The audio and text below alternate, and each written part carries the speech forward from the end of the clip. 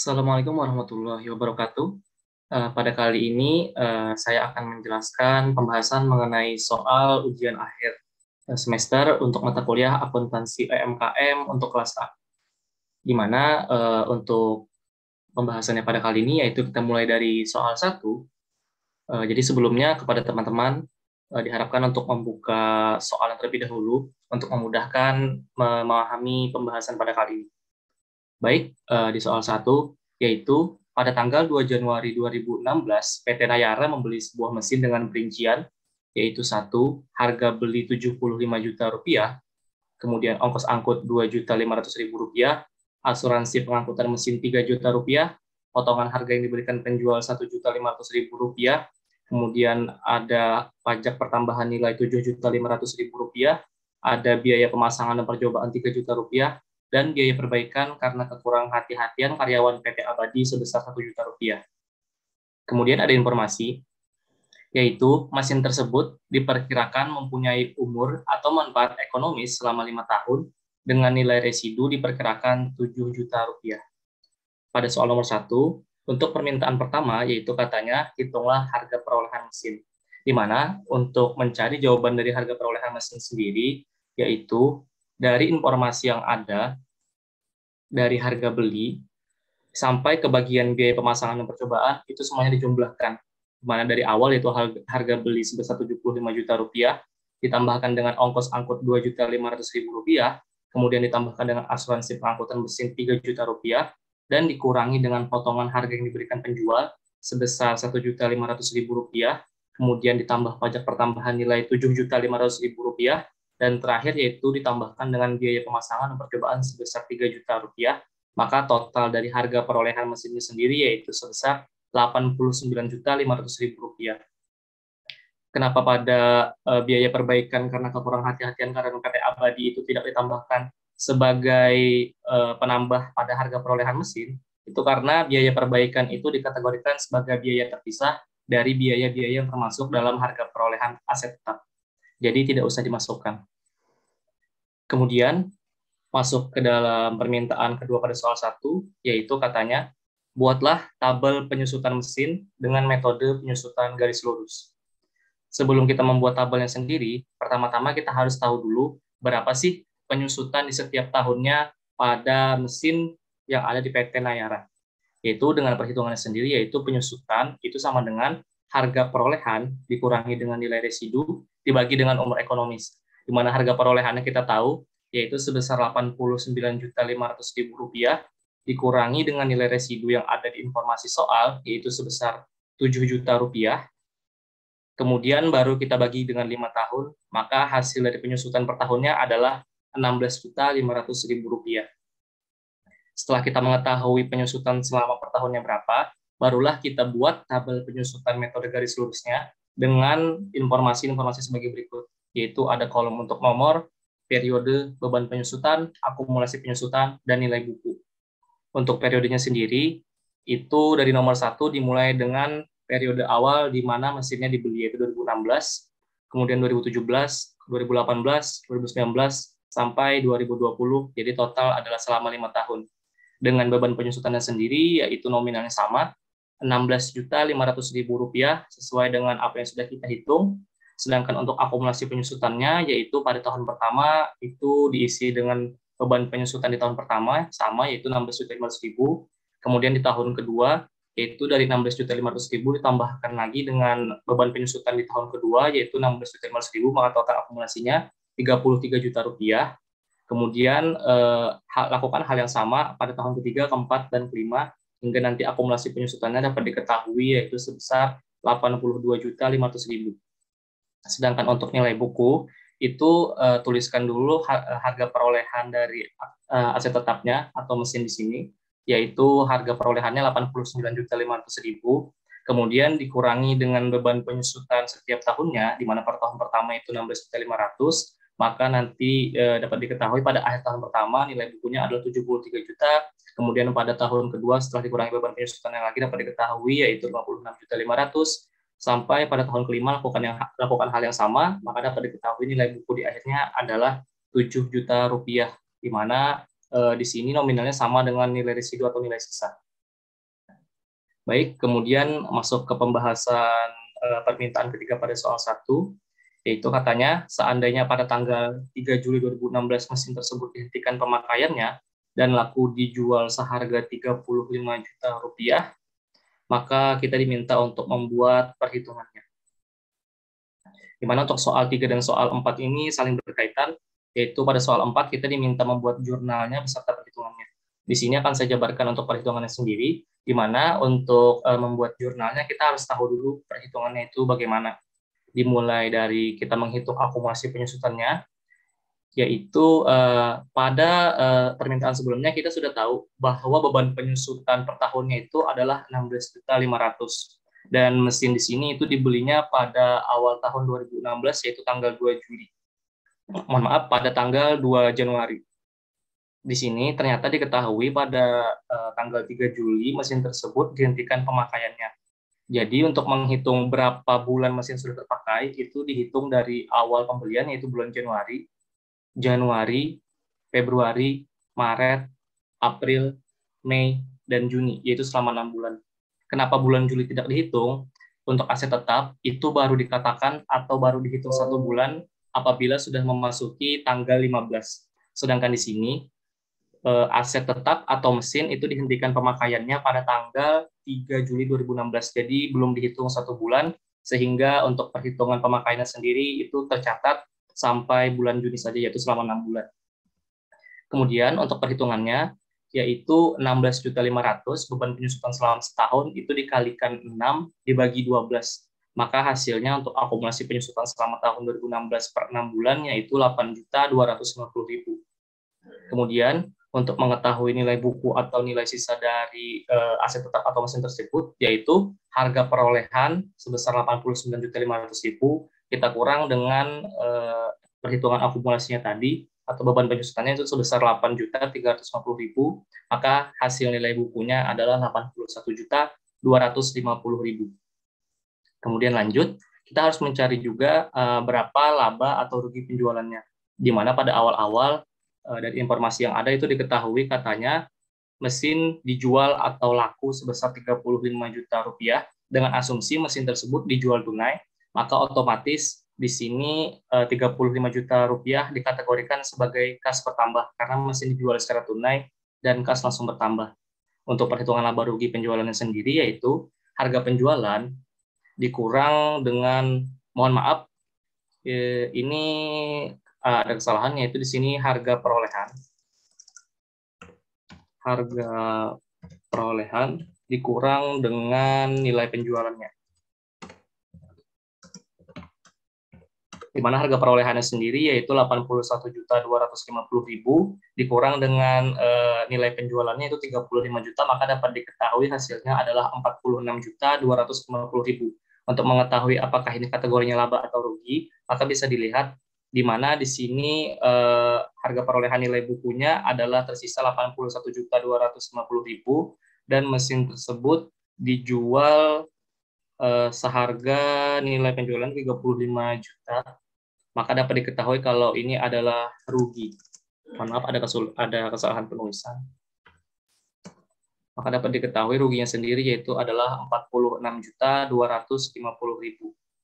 Setelah kita melakukan penghitungan dan kita tahu hasil semuanya, maka kita masukkan ke dalam jurnal, di mana jurnal pertama itu lakukan jurnal penyusutannya dulu per tanggal 3 Juli 2016, yaitu jurnalnya sendiri adalah beban penyusutan mesin pada akumulasi penyusutan mesin dengan nominal yang sama yaitu 8.250.000 itu didapat dari perhitungan akumulasi penyusutan mesin sebelumnya.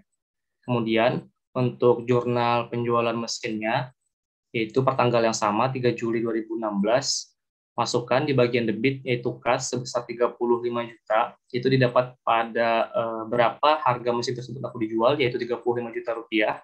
Kemudian masih di sebelah debit yaitu akumulasi penyusutan sebesar 8.250.000 rupiah. Karena mesinnya sudah tidak ada lagi dan dihentikan pemakaiannya, maka otomatis akumulasi sebelumnya yang bertambah di sebelah kredit harus kita balik atau kita tutup ke sebelah debit dengan nominal yaitu 8.250.000 rupiah. Kemudian masukkan juga ruginya yaitu 46.250.000 rupiah itu ke bagian debit, karena untuk rugi itu sendiri akunnya bertambah di sebelah debit, Sedangkan di bagian kreditnya yaitu ada mesin dengan total nominalnya sendiri yaitu sesuai dengan harga perolehannya sebesar Rp89.500.000. Baik, itu tadi untuk jurnal sampai permintaan keempat. Kemudian kita masuk ke soal kedua dari soal UAS UMKMA, yaitu kawan-kawan bisa melihat dulu untuk data keuangan dari neraca saldo per 31 Desember 2020 dari PT Hasipa sesuai dengan soal yang ada. Kemudian dari data-data tersebut kita diminta untuk melakukan penyesuaian, di mana untuk penyesuaian pertama yaitu katanya persekot asuransi untuk mesin pabrik selama 2 tahun yaitu sampai dengan 31 Desember 2021 dan dibayar per 1 Januari 2020. Untuk melakukan perhitungan dari jurnal penyesuaian sendiri, yaitu kita lihat dulu neraca saldo pada soal yang ada. Di situ diketahui persekot asuransinya adalah Rp48.000. Kemudian dari data penyesuaian itu diketahui persekot asuransi sebesar Rp48.000 tersebut itu dibayarnya per 1 Januari 2020 dan itu pemakaiannya untuk 2 tahun sampai 31 Desember 2021. Karena penyesuaian ini dilakukan pada akhir tahun 2020 dan sebelumnya dibeli pada awal tahun 2020, maka dapat diketahui kalau persekot asuransi atau asuransi dibayar di muka yang telah dipakai itu adalah selama 1 tahun, dari 2 tahun, atau 1/2. Jadi untuk perhitungannya itu Rp48.000 itu kita kalikan dengan 12/24 atau 1/2, maka totalnya adalah Rp24.000. Di mana untuk jurnal sendiri yaitu karena sebelumnya persekot asuransi di sebelah debit atau asuransi dibayar di muka yang di sebelah debit, karena sekarang berkurang atau telah dipakai, maka persekot asuransinya kita pindahkan ke sebelah kredit dengan nominalnya sesuai perhitungan yaitu Rp24.000 dan di sebelah debitnya sendiri yaitu adalah beban asuransi. Karena asuransinya telah terpakai atau telah diakui sebagai beban, maka beban bertambah di sebelah debit. Kemudian, untuk penyesuaian yang kedua, yaitu katanya biaya tenaga kerja tidak langsung yang belum dibayarkan sebanyak Rp50.000. Di mana di sini untuk penyesuaian kedua, itu kita tidak perlu melihat data neraca saldo yang ada di soal, karena di sini langsung cukup kita buatkan jurnalnya, yaitu pertama, biaya tenaga kerja tidak langsung pada sebelah debit, dan utang gaji tenaga kerja tidak langsung di sebelah kredit. Kenapa langsung dilakukan penjurnalan? Karena dari informasi yang ada di soal itu dapat diketahui sebenarnya perusahaan masih memiliki biaya tenaga kerja tidak langsung, akan tetapi biaya tersebut masih belum dibayarkan. Karena masih belum dibayarkan, maka biaya tersebut dikategorikan sebagai utang atau kewajiban perusahaan untuk membayarkannya di kemudian hari. Di mana untuk nominal debit dan kreditnya sendiri itu sama, sesuai dengan yang ada di soal, yaitu sebesar Rp50.000. Kemudian masuk ke penyesuaian nomor 3, yaitu di sini diketahui sewa gedung untuk beban pabrik sebanyak 75% dan beban kantor sebanyak 25%. Untuk pengerjaan penyesuaian nomor 3, itu kita bisa lihat di neraca saldo pada bagian akun biaya sewa gudang, yaitu sebesar Rp400.000. Dari Rp400.000 tersebut, kita bagi sesuai dengan persentase yang ada, di mana untuk beban pabriknya 75%, jadi Rp400.000 kita kalikan 75%, maka didapat hasilnya Rp300.000. Kemudian untuk biaya beban kantor 25%, itu kita kalikan kembali dengan Rp400.000, maka didapatkan hasilnya yaitu Rp100.000 dengan penjurnalannya. Untuk biaya sewa gedung pabrik, itu di sebelah debit sebesar Rp300.000 sesuai dengan perhitungannya tadi. Kemudian ada biaya sewa gedung kantor di sebelah debit dengan perhitungan yang sudah dilakukan tadi. Kemudian untuk bagian kreditnya sendiri yaitu ada biaya sewa gedung sebesar Rp400.000 karena sebelumnya di neraca saldo itu sudah di sebelah debit. Kemudian dilakukan penyesuaian untuk dibagi-bagi lagi sehingga untuk akun biaya sewa gedung di sebelah debit itu sudah ditutup ke sebelah kredit. Jadinya untuk biaya sewa gedung itu sudah tidak ada lagi. Lanjut, kita ke penyesuaian nomor 4, yaitu diketahui katanya mesin pabrik disusutkan 10% per tahun dan perabot 5% per tahun, di mana masing-masing harga perolehannya dianggap tidak memiliki nilai residu. Untuk pengerjaan soal nomor 4, itu kita bisa lihat pada akun mesin pabrik dan akun perabot kantor, di mana untuk akun mesin pabrik itu ada nominalnya 2 juta rupiah. 2 juta rupiah tersebut itu kita kalikan 10% sesuai dengan persentase penyusutannya, maka didapat hasilnya yaitu untuk penyusutannya sendiri 200.000 rupiah. Langsung kita jurnal saja, yaitu untuk jurnal penyusutan, beban penyusutan mesin pabrik pada akumulasi penyusutan mesin pabrik sebesar nominal yang sudah kita lakukan perhitungan sebelumnya tadi, yaitu 200.000 rupiah. Kemudian untuk perabot, yaitu kita bisa lihat di neraca saldo, pada akun perabot kantor itu diketahui nominalnya 200.000, kemudian kita kalikan dengan persentasenya itu 5%, maka didapat untuk beban penyusutan per tahunnya sendiri, yaitu 10.000 rupiah, dengan jurnalnya kurang lebih sama dengan sebelumnya, yaitu beban penyusutan perabot kantor pada akumulasi penyusutan perabot kantor, yaitu nominalnya 10.000 rupiah di debit maupun kreditnya. Kemudian kita masuk ke penyesuaian nomor 5, di mana di sini katanya diketahui persediaan bahan baku per 31 Desember 2020 itu senilai Rp55.000, sedangkan untuk persediaan barang dalam proses itu Rp65.000, dan persediaan barang jadinya itu Rp110.000. Untuk pengerjaannya sendiri, kawan-kawan bisa lihat kembali di bagian neraca saldo soal, di mana sebelumnya diketahui persediaan bahan baku per neraca saldo itu adalah Rp120.000. Ternyata pada penyesuaian kelima ini diketahui pada akhir tahun persediaan bahan baku itu senilai Rp55.000 saja. Kemudian lanjut, yaitu ada persediaan barang dalam proses per neraca saldonya adalah Rp80.000, sedangkan per penyesuaian pada akhir tahun itu diketahui persediaan barang dalam prosesnya itu cuma Rp65.000. Dan terakhir yaitu persediaan barang jadinya per neraca saldo itu adalah Rp200.000, tapi ternyata per data penyesuaian pada akhir tahun persediaan barang jadinya Rp110.000.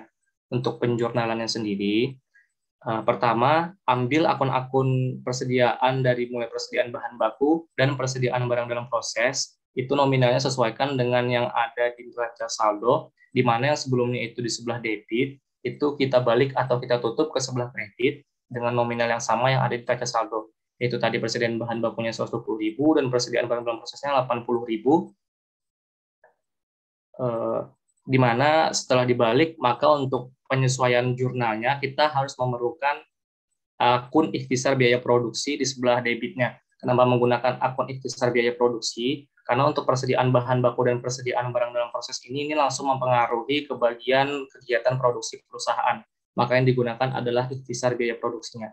Kemudian, untuk memunculkan nominal atau saldo dari penyesuaian tersebut, maka lakukan jurnal sebaliknya, yaitu jurnal penambahan atau jurnal untuk memunculkan saldonya, yaitu dengan persediaan bahan baku sesuai dengan nominal yang ada di data penyesuaian Rp55.000, dan persediaan barang dalam proses yaitu sebesar Rp65.000 di sebelah debit dua-duanya, pada akun ikhtisar biaya produksi di sebelah kredit sebesar Rp120.000 atau hasil dari penjumlahan kedua persediaan tersebut. Kemudian lanjut, sedangkan untuk persediaan barang jadinya sendiri, itu lakukan perhitungan di mana untuk persediaan barang jadi kurang lebih sama, yaitu pada saldo neracanya itu kita balik ke sebelah kredit, sedangkan untuk pada bagian debitnya itu menggunakan akun ikhtisar laba rugi, karena persediaan barang jadi ini berpengaruh ke bagian laporan laba rugi. Jadi persediaan barang jadi ini kurang lebih sama seperti persediaan barang dagang, yaitu langsung digunakan perusahaan untuk dijual atau untuk kegiatan perusahaan untung dan ruginya.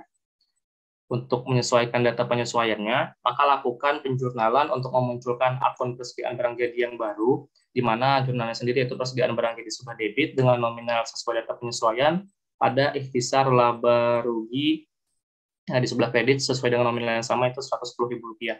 Kemudian lakukan penjumlahan di bagian bawah. Lanjut, untuk neraca saldonya sendiri ini kurang lebih lakukan pencatatan, di mana untuk bagian keterangannya sendiri itu masukkan sesuai dengan yang ada di data soal, dengan saldo-saldonya sendiri sesuaikan antara debit dan kreditnya.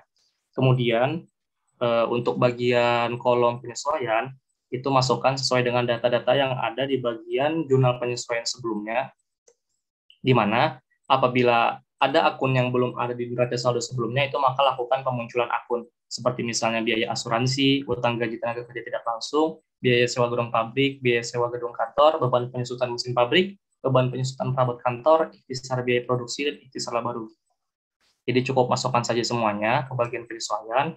Kemudian untuk neraca saldo setelah disesuaikan, itu lakukan saja penyesuaiannya. Misalnya kalau ada penyesuaian, seperti contoh pada persediaan barang dalam proses di sebelah debit sebelumnya, kemudian ada penyesuaian 15.000, itu maka lakukan penjumlahannya, yaitu 80.000 sebelah debit dikurangi dengan penyesuaian 15.000 sebelah kredit, maka totalnya 65.000. Apabila di neraca saldonya debit dan penyesuaiannya debit, maka itu tambah. Apabila kredit dan kredit di sini, maka kurang bersama tambah. Kecuali memang misalnya di neraca saldo dan penyesuaiannya berbeda antara debit dan kreditnya, maka lakukan penjumlahan antara itu kurang lebih pengurangan. Lakukan hal yang sama ke bawahnya terus. Kemudian untuk bagian akun laba rugi, laporan laba rugi, ini diambil akun-akunnya itu dari mulai penjualan sampai ke bawah, yaitu pembelian bahan baku, pemakaian bahan penolong, sampai biaya overhead lain-lain. Kemudian untuk akun-akun baru tadi, itu cukup ambil bagian biaya asuransi, ambil ke bawah sampai ikhtisar laba rugi, kecuali bagian utang gaji tenaga kerja tidak langsung. Karena untuk utang gaji tenaga kerja tidak langsung ini masuknya ke dalam bagian laporan neraca. Jadi kurang lebih untuk laporan neraca itu dimulai dari kas sampai dengan laba ditahan dan ditambah dengan utang tenaga kerja tidak langsung. Baik, untuk neraca lajurnya mungkin bisa dipahami ya untuk pengisiannya. Kita lanjut ke bagian laporan harga pokok produksi.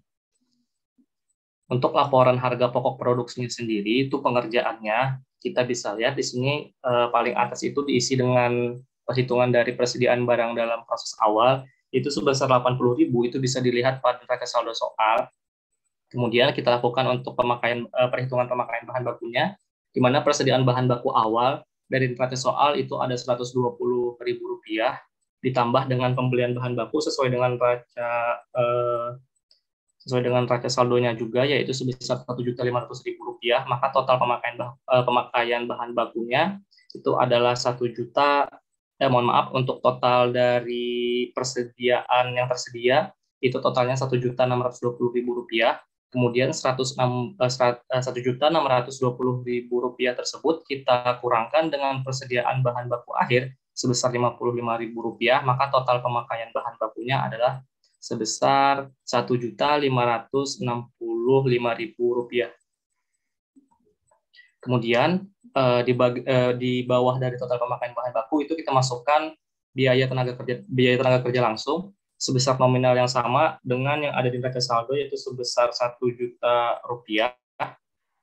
Kemudian kita lakukan perhitungan untuk biaya overhead pabrik, yaitu biaya tenaga kerja tidak langsung, biaya sewa gedung pabrik, biaya penyusutan mesin pabrik, biaya overhead pabrik lain-lain, itu didapatnya dari bagian neraca lajur. Untuk memudahkan, bisa dilihat di bagian sini, yaitu untuk biaya tenaga kerja tidak langsungnya itu sebesar Rp450.000, sama Rp450.000.